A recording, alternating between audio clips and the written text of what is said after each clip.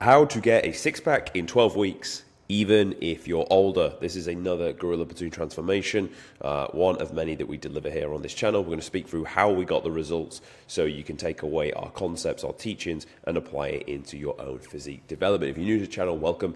My name is Tom Sergey. I run the Gorilla Platoon, which is an online physique transformation program. Why we get results like the one we're going to speak about today, we just tell you how we got them so you can apply them into your own training. So let's get straight to it. What we're going to cover in today's video is how to set up your plan first and foremost. When should you make changes if you're not seeing progress? Most importantly, managing your mindset as you go through the process, and so you don't lose the physique at the end. What to do when you actually get to the goals. You can already pre-plan for that and make sure you're making progress. So first and foremost, let's set up your plan. Now we're going to utilize his starting point here, where he started at 80.4 kilograms. And I believe he was sat around 16% body fat. Now let me show you how I get this established and set up for all of our members. So we established body fat. Here we can see there's a chart of body fat percentages. 15% sat here. I believe it was a touch softer than this, but very close to it. So I went at 16%. 80.4, lean mass of 67.5. Now we want to go just under 10% here because I wanted him to look really nice and really lean, which as we can see here, we managed to achieve that really well. Very deep striations on the intercostals, abs, a clean cut to see, belly button to the pelvic pube bone line, flat as a pancake, and that's what we're after. So I believe we achieved the 9% goal that we wanted to hit, and that then we meant we needed to hit 73.5. We actually hit 73.6, so pretty much bang on where we wanted to be in terms of a scale weight drop off. 16 down to 9% body fat. So you've got your starting scale weight. You've got your goal scale weight that you want to hit. You then establish a time frame to hit as well. Now, to be fair, we probably could have been done like a week or two early, but we wanted to really drop off some fatigue and trial the look with a high carb blend before taking some cool shots at the end. We can see his RMR was 1828 and his level of activity was the average 3 to 5 days per week. Give him a maintenance of 2853. Now, because he was already starting quite lean, we could actually go in more, and I wanted to get this done fairly quick. We went a little bit more aggressive at a calorie deficit of 442, which means we started in around the space of just below 2,400 calories. We established this macro setup from the lean mass of scale weight. So 67.5 times by 2.4 gave us his protein target. Fats is sent to 20% of this target. And we want that there because we want fats to be in a good position to start with so that when we can pull at it later on down the line, we are not going too low on fats too early. The rest then is filled with carbohydrates. Carbohydrates are mission critical for our driving performance, energy replenishment, and the glycogen inside the muscle. So that was how we initially set him up, ready to attack the process. Now what we want to speak about is, as we were going through, it will not always be sunshine and rainbows. So in the beginning, you will be making progress, you'll be set off on your plan, and the scale weight is starting to trend down nicely. Week 1 goes by, you dropped 1 kg, perfect. At the end of week 1, you go down again. Week 2, dropped 0.8, not too bad. Going into week 3, it was like a 0.2 drop on the scale, pretty much maintenance. Now what do we do? Because we're not seeing the progress that we were before. Things were all rosy in the beginning. We started a plan, motivation was high, we're seeing the progress, seeing the drop-off. Now we're not seeing that. What do we do? You've got two options. You got C1 and C2. You've got calories and you've got cardio. Now, when we initially started this plan, one thing I didn't mention was we started him on 10K steps and 20 minutes of formal cardio. I personally am in the camp of high output, so we can keep your food a bit higher, rather than going too low on calories too early, having nowhere to go with it, starve you to death, and then really you lose muscle anyway. If we can keep your calories high, we can keep your carbs high. Keep your carbs high, we keep training performance high. Keep training performance high gives us the reason to hold and or build muscle tissue. If you look at this photo here versus here, like, it looks drastically in better shape. You can tell he's been training for 12 weeks. You know, his chest looks like it's got some nice shape. His delts, most importantly, look more shape, and so do his arms. Now, just remember, you look bigger when you're leaner. So when you pull off body fat, and you can see it, and he's more than likely got a pump in this end shot, it showcases why it's quite a good before and after. But, we can see he's definitely developed some tissue over this phase because of the approach we like to take at the Gorilla Platoon, not starving you, giving you the opportunity to develop and grow muscle during what we really would say was a good recomp phase. Potentially could have been detrained before he started, not trained for a while, or just not trained effectively versus when he came to us and we're watching every training clip he's doing, making sure he's training correctly with our methods and our markers to make sure that happens and we grow. So you've got two options. Now, in the beginning, I'm always going to go in the camp of cardio first. So in this week here, I will add 10 minutes of cardio. So here you go to 30 mins of cardio per day. And then we will run again, see the progress, drop 1 kg. Or as you start to get leaner, 1% of the scale weight is also a good marker to hit as well. If you're hitting 1%, great, especially for those of you that are in the mid 60 kgs. To drop a kilo is a bit of a hard ass. That's nearly 2% of your overall scale weight. So that's why we want to see more like 1% at that stage. Now again, you'll be making the progress until you don't, and then you need to make another change again. And again, you could go cardio again, 40 minutes daily, which is what we did. And we ran them at 40 minutes daily for a fair amount of time, to be honest, for a good 6-7 weeks, which is hard. It's good because you can keep food high, but what's the detriment to this? You run the risk of accumulating a lot of fatigue, and this is food for thought that you may want to look to drop off every now and then. Now, when we do need to pull from calories, we're going to pull from fats. Why? Because we get, for every 1 gram of fat, we get 9 calories out. And the beautiful thing about fats is they're needed and they're important, but we're never going to be on zero fat. Your diet will always have trace fats in anyway, so you'll never be on zero fat for starters. For the second point, we are extracting foods that are smaller in the volume and also denser in the calories. So you don't notice it as much from an appetite standpoint. So that's why we like to pull from the fats. So anywhere from like 10% of the overall calorie target you'll bring down. In the beginning, like you say, 2.5k calories, 250, or it'd be 240 in his analogy, down into the 200s, and then towards the back end, you might even just be pulling 150 out. And that's all we really did, and that's all you need to do. You need, essentially, if you're not dropping, look at your deficit and think, why not? Can I either push my cardio, can I either take from food? Don't do both at the same time. Choose one or the other and make that change. And eventually, it really is a case of just pulling these levers, dropping, until you get to the point where you're lean and you're happy.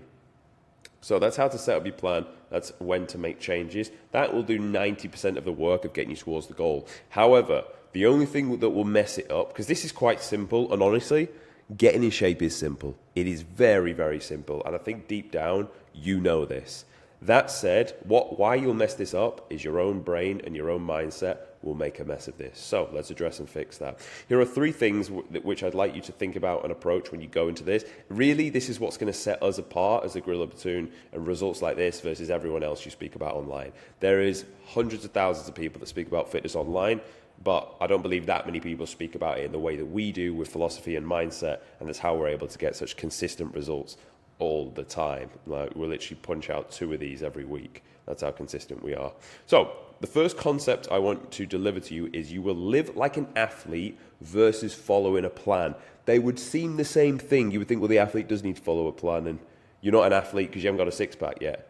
And if you didn't follow the plan, you wouldn't get the results. But there is a subtle difference in your mindset when you think, yeah, I'm me, as me today right now, and my mindsets and my thoughts trying to follow a plan, versus you that actually is, no, I am an athlete now. If we were to get person A and person B. Person B is you right now with your characteristics. Trying to follow a plan, there's always going to be this constant pull to snap back to your old basic habits and self. There's always going to be it, because you must understand, you've been you for a long period of time. You've been you without a six-pack for a long, long period of time. Now, why is that? Well, because the day-to-day habits and actions you do are reflected in your physique. So we know for the longest period of time, your habits have reflected that of someone that doesn't have abs. Now, your habits come from, obviously, what goes on between the eyes. That's your brain. And really, that comes from your mindset and the way you see the world.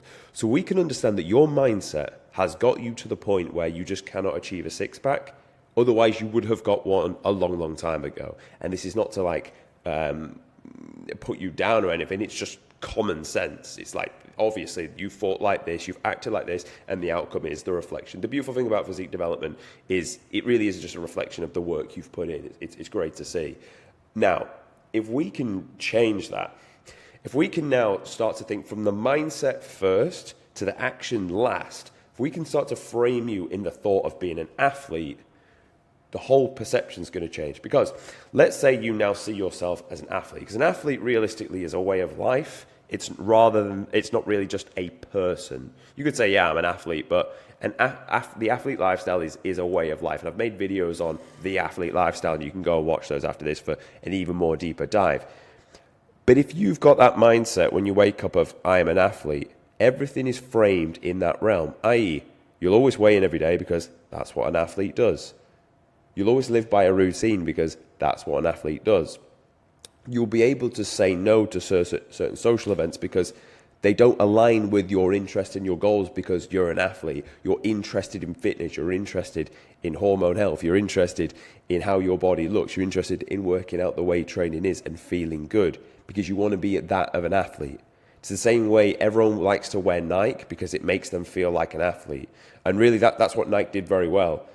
They got everyone thinking and believing they're an athlete because they wore their product, because they really thought, oh, tick resembles athlete, and everyone likes the idea of that. You can have that in your day-to-day right now, even without wearing Nike. You just need to literally wake up and decide, I am an athlete, and everything will go incongruent with my athlete lifestyle. I'll live a routine because I'm an athlete. I will eat whole foods only because I'm an athlete. I will always have 4 liters of water a day because I'm an athlete. I will always sleep 8 hours a day because I'm an athlete. Everything you do is to uphold your character of being an athlete rather than your character of being just you as you are today, trying to follow a plan. This is why there's such a big difference, because when you say, I am an athlete, your actions will find a way to confirm that. So it starts with what goes on between your mind. It's like for me now, if I was to say, I am a boxer, that's it. Everything comes around me. Everything is set up in my life because I'm a boxer. I train in this specific way because I'm a boxer. I do this style of training because I'm a boxer. I eat this way because I'm a boxer. I don't do this because I'm a boxer.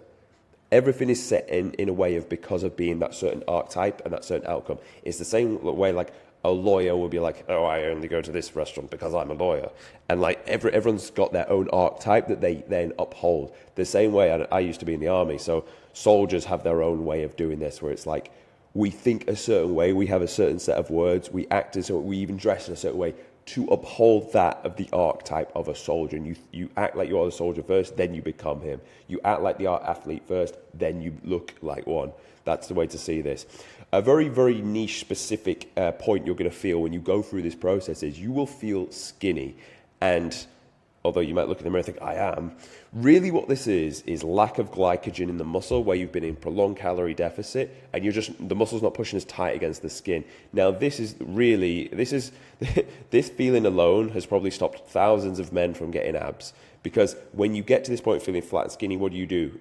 You think, oh, well, I need to bulk again. So you go and eat a load of food, fill back out, think, oh, yeah, good, I feel good again. But you never got to the visual point of abs that you actually wanted to get to. You got to like 14% body fat, but you weren't able to push through, because in this phase of feeling skinny, you'll also not be that lean yet either. So you kind of be a bit soft and flat and skinny. It's an awful position to be in, but it's an absolutely necessary one.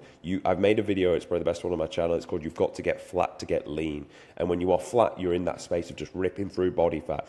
You've got to push through that stage to come out the other side. As soon as you've eaten a great amount of carbs again, but you're lean, you look like an absolute superhuman, and you will thank yourself for not quitting. I can't stress this enough, how important it is to understand that you're not skinny, you're just flat. Suck it up and persevere through it. The last point I want to give you is 11% good enough mindset? This is where you came into the car dealership wanting a Rolls Royce and left with a BMW because you're like, well, yeah, the Rolls Royce is nice, but he's saying like this BMW is kind of cool. It's not really what I want, but it's kind of good, so I'll just go home and I'll take that. It's the same way you're like, yeah, this girl's kind of cool. Yeah, she's like a 6.5 out of 10. I wanted an 8, but I'll just settle with this now, and this is me with this lady for the rest of my life, even though I'm not really that excited about it. The same is with 11% body fat. Like, you wanted a clean-cut six-pack, no body fat on the front. Don't settle for 11%. If the goal was to get to sub 10, get to sub 10. But you'll get to 11 and it'll be like, yeah, you look kind of good. You look pretty decent. You could stop really. Do you really need to diet that much harder? And let's be honest, to get every extra bit of body fat percentage point off at that stage of the game is more and more difficult. So you have to work even harder for even longer just to get that little bit leaner. But really, it's not about the percentage of body fat. It's about the fact that you have the grit, determination, and most importantly, the character of that to push through to that end goal. Because if you sell yourself short on this, you'll sell yourself short in every other area of life. And that's a very bad trait to have. So don't settle for 11% body fat because it's not good enough. Aim for what you actually wanted. Unless you came down from 30% body fat and you were like, if I get to 12, I'm happy. Yeah, fine. Then fine. Because you've hit the goal that you set. The point I'm making is don't finish 10% before the end of the goal that you personally set, because that wasn't what the goal was. And always remember that and have enough high enough standards for yourself to keep pushing until you get it. The last point we wanted to address is what to do when you get to the goal so you don't lose the physique. Now, why would you lose the physique? Well, you'll finish and you'll get to the point where you've got a V-taper back, a nice six-pack, and you look pretty decent. However, you'll think, I finished, I hit the goal, I hit my weight target that I wanted to. So then what happens? You're like, oh, well, I get to eat an off-plan meal. This is a burger and these are fries. Now what happens? Well, because you were in a deficit for a while, you were hungry, you were eating only clean and whole foods during this process. When you went to eat off-plan, these foods were made with palatability. These foods are made so you keep coming back and wanting to eat them. These foods are made with chemicals that really are not good for you. So what happens now is, well, your hormone signalings of leptin and ghrelin, they're delicate and they're sensitive because you've been in deficit for a while. So if you eat something like this, I tell you right now, you will not be able to stop because these hormones are out of whack. And you'll want to keep eating and eating and eating, and it'll be so hard to stop. And you will throw this physique away so fucking fast, it is untrue. And it's a shame because you worked so hard to get there. And then you'll kind of like throw it away a bit, but not all the way. Be kind of a bit soft. Now you're probably about 13%. Now you want to yo-yo back to it, and you're kind of doing it, but kind of not, kind of on, kind of off, and then out, and then in, and then out. And all of this, you probably waste about 2 months, plus 12 weeks it took to get down there, 5 months, lack of progress, really, not really doing anything with it, and you've been in a deficit for that long. So it's just catastrophic. Don't do it. So what's the solution instead? Well, when you get to the goal and you're in this stage, don't be thinking about an off-plan meal just yet. Give it 2 to 3 weeks before you do. And if you do have an off-plan meal, you get a steak or a salmon, and that's it. Something that is real, something that is a whole food ingredient.